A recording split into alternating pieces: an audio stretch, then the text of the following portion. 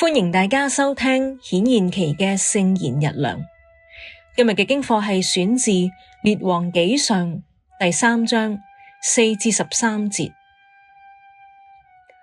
所羅門王到基遍，在那裏獻祭，因為基遍有極大的邱壇。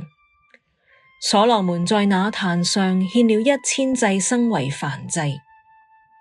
在基遍，耶和華夜間在夢中向所羅門顯現，上帝說：你願我賜你什麼，你可以求。所羅門說：你曾向你僕人我父親大衛大施慈愛，因為他用忠信、公義、正直的心行在你面前。你又為他存留大慈愛，賜他一個兒子坐在他的王位上，正如今日一樣。現在，耶和華我的上帝啊，你使僕人接續我父親大衛作王，但我是幼小的孩子，不知道應當怎樣出入。僕人住在你揀選的百姓中，這百姓之多，多得不可點，不可算，所以求你賜僕人善於了解的心，可以判斷你的百姓，辨別是非。不然，誰能判斷你這麼多的百姓呢？所羅門因為求這事，就蒙主喜悅。上帝對他說：你既然求這事，不為自己求壽求富，也不求滅絕你仇敵的性命，只求能明辨，可以聽訟。看啊，我會照你的話去做。看啊，我會賜你智慧和明辨的心，在你以前沒有像你的，在你以後也沒有興起像你的。你沒有求的，我也賜給你，就是富足、尊榮，使你在世一切的日子，列王中沒有一個能比你的。這是上主的道。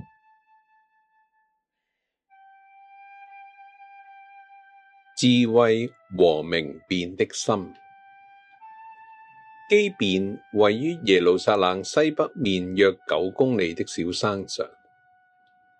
喺聖殿尚未興建之前，會幕就係放喺呢一個地方。因為基遍有一個極大嘅邱壇，因此所羅門王喺登基之後就嚟到呢一度獻祭。從經文可見，所羅門王獻上1000祭牲，可見呢一次係一個大型嘅獻祭，就好似中國人嘅祭天大典，係當權者向上天表達感恩同埋祈求福澤社稷。之後，上帝喺所羅門王嘅夢中對佢話：你願我賜你什麼，你可以求。可見所羅門喺獻祭嘅時候，並冇求過啲乜嘢，或許只係好似我哋中國皇帝祭天嘅時候，只求風調雨順、國泰民安等等嘅例行公事。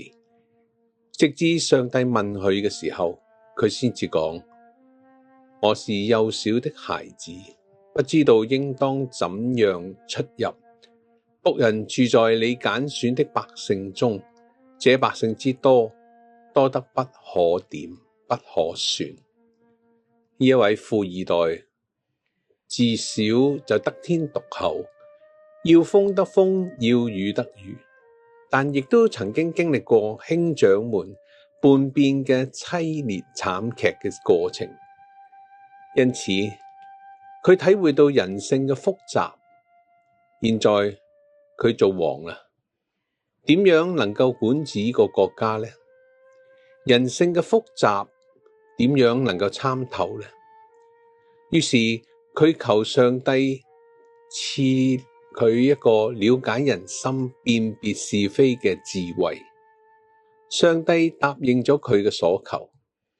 雖然所羅門得到咗智慧同埋明辨嘅心，並且將王國打理得體，無論財寶與智慧都勝過天下嘅列王，但可惜晚年卻受咗外邦妃嬪嘅誘惑，隨從別神，行耶和華眼中看為惡的事，結果佢嘅臣僕又起嚟作亂，亦都導致他日國家分裂局面埋下咗伏線。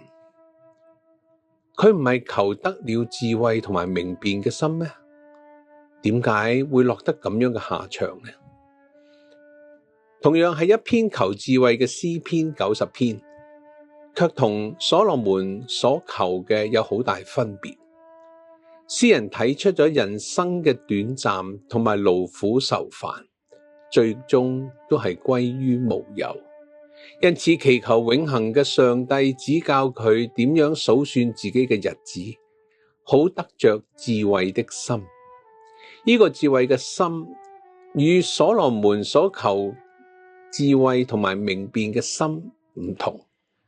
詩人所求嘅係認識自己喺數算自己嘅日子裏邊，明白同埋按着上帝旨意而行，而所羅門求嘅係辨別對與錯嘅能力。呢一種能力能夠使人成為一個洞悉人心、辨別對錯嘅智者，但如果唔身體力行遵行上帝嘅旨意的話，仍舊會有機會跌倒，就好似晚年嘅所羅門王一樣。而詩人同樣了解人性嘅複雜之處，所以佢話：誰曉得你怒氣的權勢？誰因着敬畏你而曉得你的憤怒呢？同樣係體會到人性嘅複雜，但詩人卻懂得為自己揾一條出路，就係喺數算自己嘅日子當中，明白上帝憤怒之所在，亦都就係明白自己所犯嘅罪之處。真正嘅大智慧唔僅僅係能夠洞悉人心，更重要嘅係認識嗰位智慧之源嘅上帝，喺佢嘅真善美當中擇善而行，明白佢喺自己生命嘅旨意同埋計劃。現在讓我哋有一段反思嘅時間。如果上帝問你，你願我賜你什麼，你可以求，你會求啲咩呢？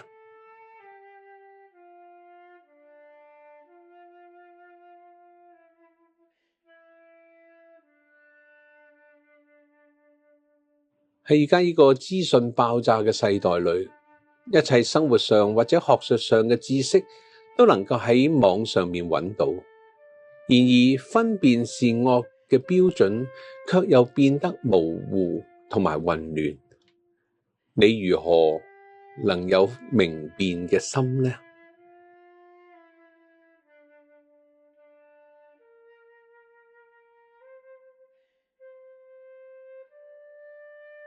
智慧與明辨嘅心對你嚟講係乜嘢呢？打從心底裏，你最想要嘅係乜呢？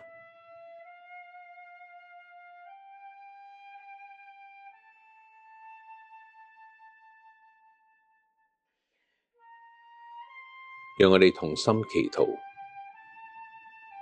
主耶和華，敬畏你係智慧嘅開端，認識你名嘅人要依靠你，因為你從不丟棄尋求你嘅人。喺今日呢一個世代裏邊，多元文化使得你嘅子民難以辨別真假偽善，唯有依靠你，先至能夠得到明辨嘅心同埋生命嘅智慧。求你教導我哋如何數算自己嘅日子，使我哋能夠睇見你嘅真善美，同埋明白你喺我哋生命中嘅旨意同埋計劃，叫我哋喺呢個世代裏能夠為你作美好嘅見證。奉主名求，阿門。